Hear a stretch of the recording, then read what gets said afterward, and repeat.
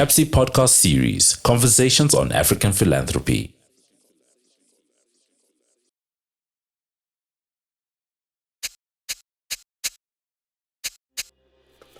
It's our 6th year of the African Conference on African Philanthropy.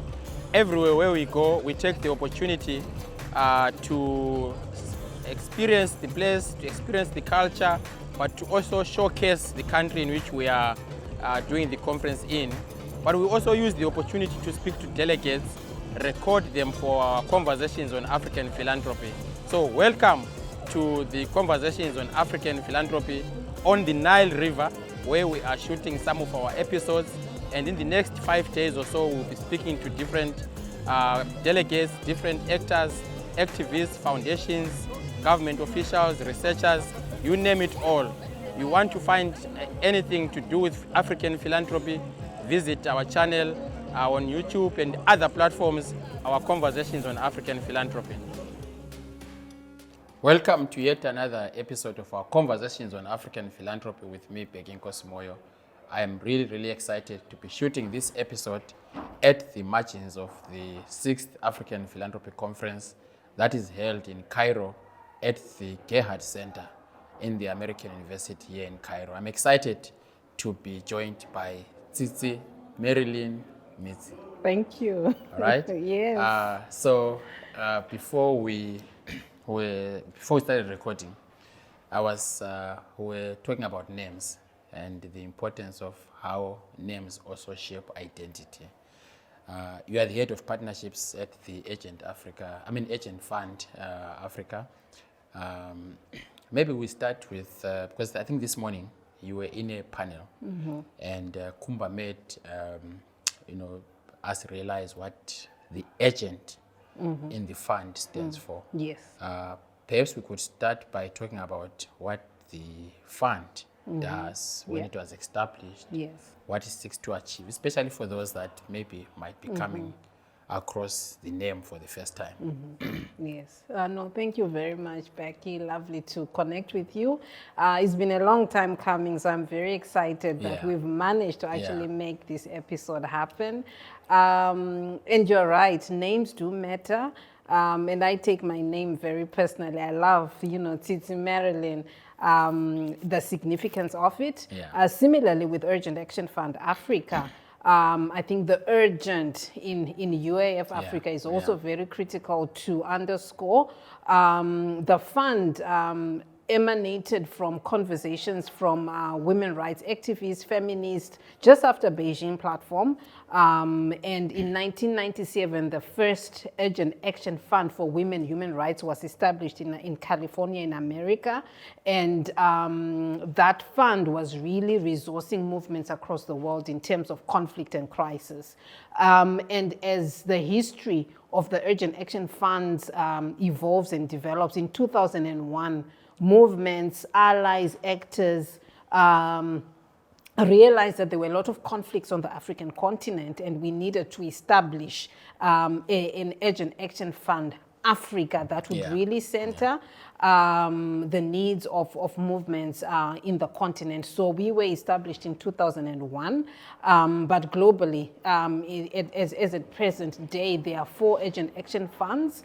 So Urgent Action Fund for Feminist Activism, it used to be for women human rights defenders, Urgent Action Fund Africa, Urgent Action Fund Asia and the Pacific, Urgent Action Fund Latin America and the Caribbean. So we are sister funds, rapidly moving resources globally, regionally rooted.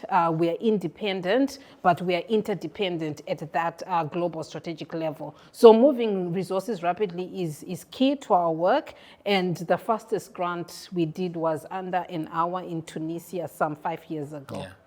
In fact, I wanted for us to contextualize the significance and the importance of the fund, especially in an African context where women in particular face, especially in situations of conflicts, in situations of gender-based violence, urgently need attention. And in the past, there wasn't any facility that could move so fast as you guys are doing. So I wanted us to maybe pick up, without maybe going into detail into some Yes. of the cases. Yes. Some of those cases, you've already given one in Yes. Tunisia. Within an hour, you were able to do that. But I'm also aware that there have been other cases where you've had to fly people out Yes. in a particular country. Yes. So maybe let's identify some of those high-level cases that, in a way, really demonstrate Yes. the need and significance Yes. of a fund of this nature. Yes. So, so the urgency of the matter determines how fast the Yeah. grant moves. And our added advantage is that we are able to respond in difficult circumstances. Yeah. So, for example, during COVID-19, we quickly shifted the way we did our grant making by responding to movements in Malawi, for example, where we were providing urgent support when it comes to just access to information pertaining to COVID-19, Yeah. when it comes to access to mental health support, and when it comes to just sanity kits, you know, for movements and actors, for them to be able to sustain their activism during emergencies. Likewise, during Ebola in the DRC, the Ebola crisis, we were also able to pick on those key moments to also support with urgent grants that would respond to the needs on the ground. We are also seeing that, you know, some of the catalytic work that we do speaks to advocacy and alliance building, urgent moments where opportunities exist and we need to move fast. So we've done that also with laws, you know, when it comes to FGM in the Gambia, for example, in the past year, we're able to support movements to ensure that, you know, some of the gains are not lost and they're able to have the legal services that they need when it came to responding to some of the threats around that, around FGM. Yes. So everything is urgent, but what would you say have been some of the dominant issues that keep coming up? So it could be gender-based violence, you know, women under maybe being attacked in their homes, or having to take them to shelters, etc. I mean, everything is urgent, we know, but what have been some of the dominant and recurring themes or recurring incidences that has preoccupied the fund over the last couple of years? So, Becky, I think it's gender-based violence, like you've said, and we are living in extremely violent societies. Movements, activists are living in difficult circumstances within their homes, and more than 60% of our grant making in the past year have responded to gender-based violence. When it comes to even online violence, physical attacks, intimidation, threats. And the analysis that surfaces is that women are not safe within the homes, and this then trickles out into public spaces where women are still not safe, particularly those that are in activist activism, you know, that are out there when it comes to democratic rights, when it comes to, you know, climate defenders. They also find themselves to be unsafe, and there are threats and intimidation at times on their lives. So this work is very important for us, and rapidly ensuring that they have, you know, legal services, shelter, safety, mental health becomes very critical. So from a process point of view, when one hears you can do grants in 1 hour, and somebody knows grant making as a science and an art, it sounds like a contradiction, like a real contradiction. How have you managed from a process point of view to be so agile, given the bureaucracy that is involved in grant making? Because there's no need for bureaucracy. We can simplify processes. You can send an application using a voice note, you know, to say, this is the urgent situation, this is where I am, this is the support that I need, you can reach me out here. And our grant making team is online. You know, our grant making is 24 hours. So they are online to respond, and they know the context within which movements are operating. So it doesn't come as a surprise per se.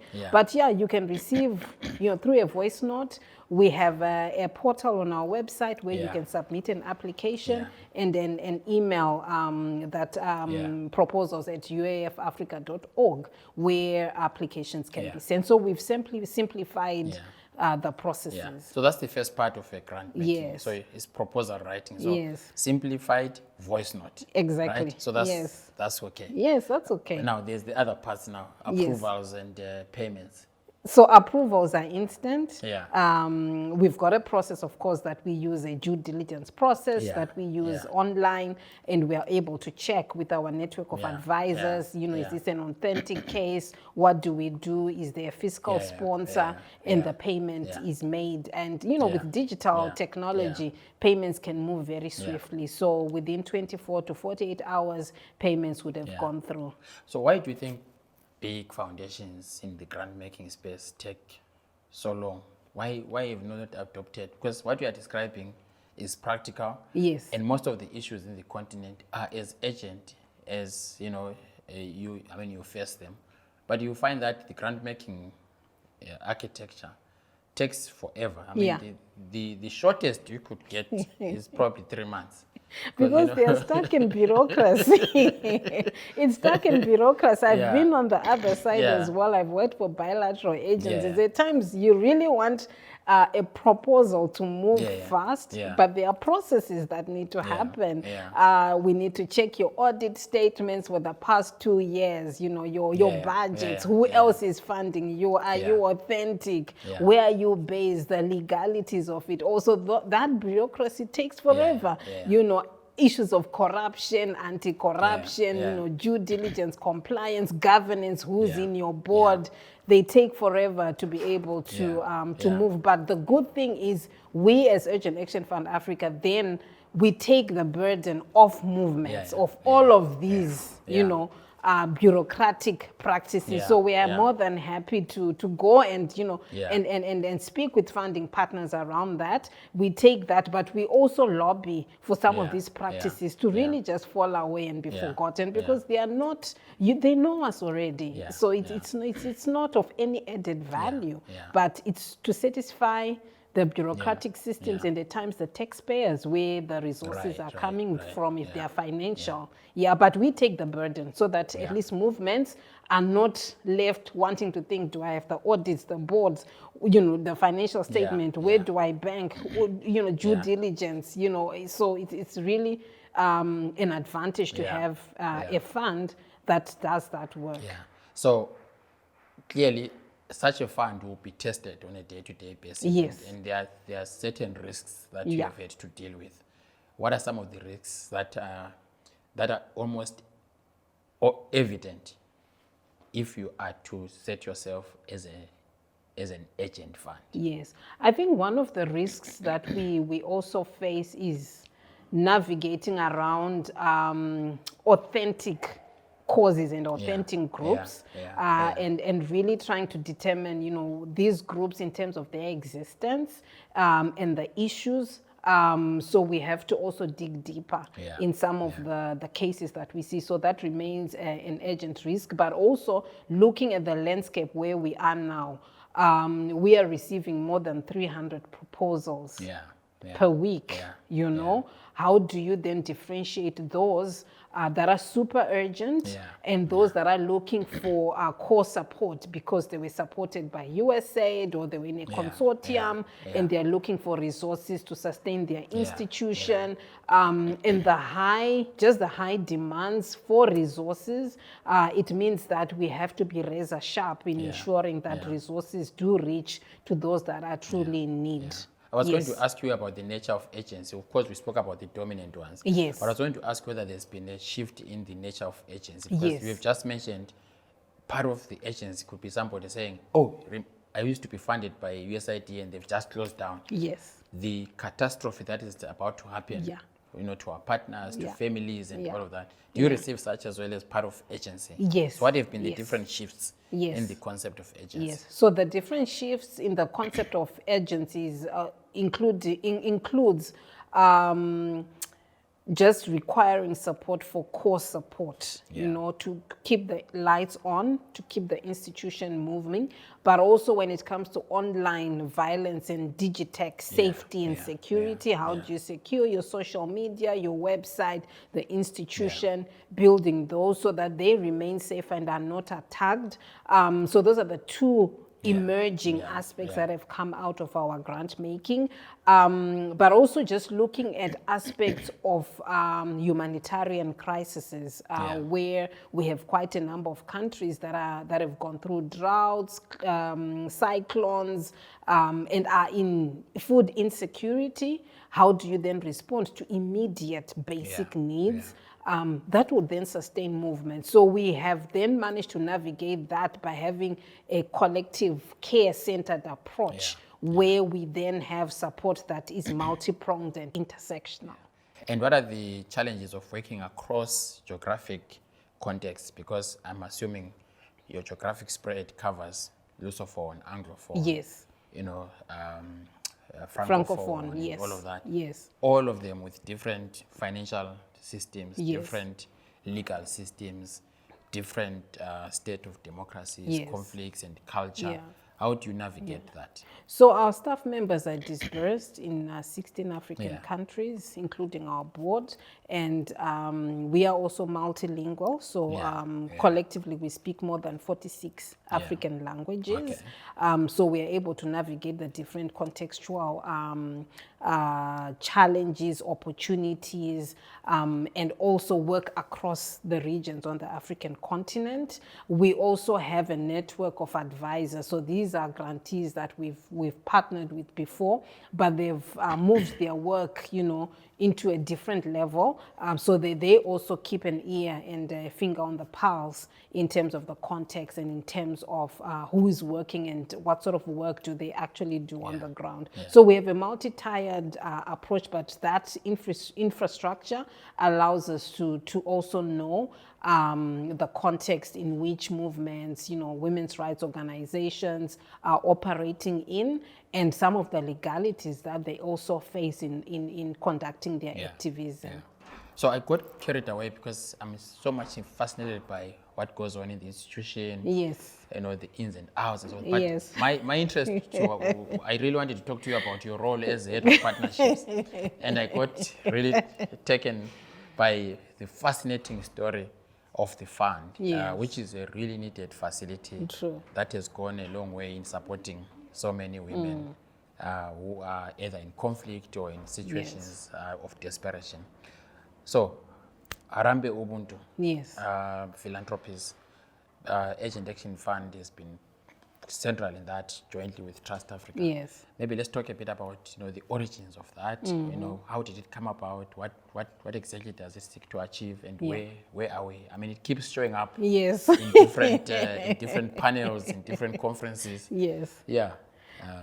So it's an interesting partnership, and partly because, you know, this moment that we are in, as Harambee Ubuntu, we had already seen it like 3 years ago, that, you know what, there's going to be a philanthropic flux. So what do we do about it? How do we come together as two powerful institutions, Pan-African and feminist, and how do we build, I think, infrastructures, particularly financial infrastructures, for the longevity of movements in the next 10, 15 years? What does that actually look like without having to do a lot of resource mobilization? So in my day-to-day job, myself and my team, we write proposals, concept note, we speak to funding partners, we do strategic communications. But what does it mean to have a Pan-African and feminist institution that is also self-reliant and really speaks to social justice in the long term? So this is where Harambee Ubuntu comes in, and where our relationship and our partnership with Trust Africa also comes in to say, what convergence do we see as a Pan-African institution, bringing in also feminist ideologies and identity, but also acknowledging that women and girls across the African continent are more vulnerable, you know, in terms of rights, representation, resources, resources. So what does that actually look like? So for the past 2 to 3 years, we've been building that infrastructure. We've done a scoping study in terms of developing the endowment. We are now at a stage where decisions need to be made. You know, where do we register the endowment? Where do we put in and place the seed money? How do we start to build the infrastructure of resourcing for movements? If that endowment was alive today, we would have been resourcing movements that have suffered when it comes to USAID cuts and, you know, the different shifts in strategies of funding partners. So that's the critical question, and there's urgency for us to actually move and then come back, you know, with the allies next year to say this is where we are at, the infrastructure has been set, and in the next 5-10 years, you know, it will actually start to sow benefits for movements. Yes. So, of course, the beauty of being me is that at times I get to know some of this information. And one of it is that the two of you, Trust Africa and Agent Action Fund, has this thing that most groups have never done, of having joint board meetings. Yes. Yeah. don't ask where I know this from, but there's a board meeting coming up. Yes. And I'm sure you've had others before. Yes. How did this come about? Because not many institutions have joined board meetings. They are so insular. And the two of you have decided to have some of these moments where you've got joint board meetings. Yes. What's the magic and what's the beauty in that? Yes.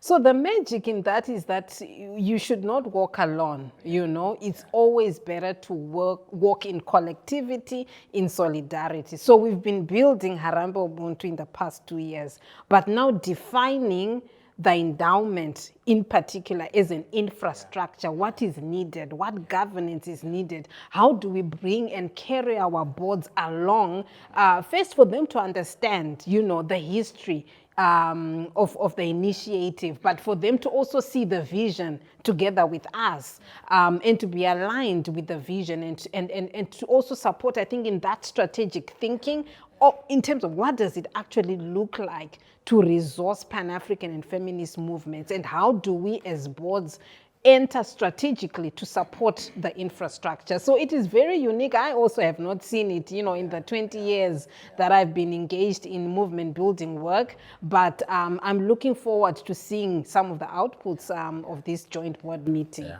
So lastly, we are at the 6th African Philanthropy Conference. Yes. What's your takeaway so far? It's been 5 days. Yes. The last day today. Yes. What are you taking home with?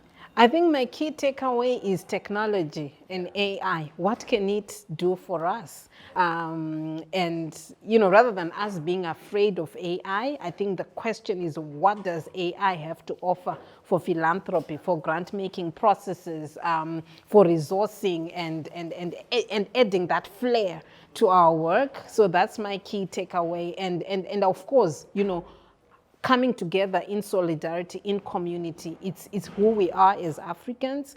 So continuing to hold that with care and with love, it's something that I also take away from this 6th edition of the APC.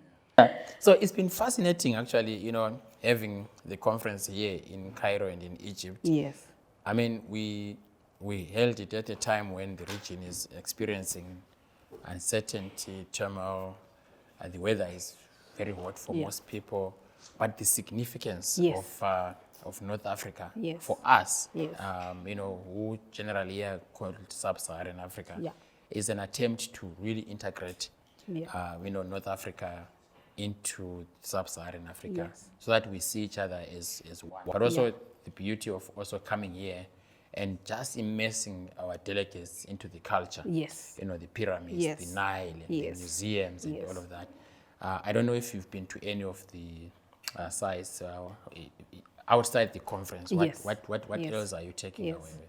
I think the history of the region, and just taking away, I think, centering the lived realities of movements here. I think it's key, it's important for us to know and to have that vivid picture of what it means for their activism, but also how we clearly position our work and our experiences based on lived realities, rather than thinking, okay, this is how the context is like we've seen it for ourselves. I've been to the Nile River. That excursion was amazing. And I think just reliving that history for me personally has been very, very significant. Tsitsi, thank you so much for taking the time. I know we've been, tempting to do this, but finally we've done it. So thank you so much. Thank you so much, Prof. Becky. That was Tsitsi Marylin Midzi, Head of Partnerships at the AUF, the Agent Action Fund Africa. Thank you for watching. See you next time. Thank you. You've been listening to the CAPSI podcast series, Conversations on African Philanthropy.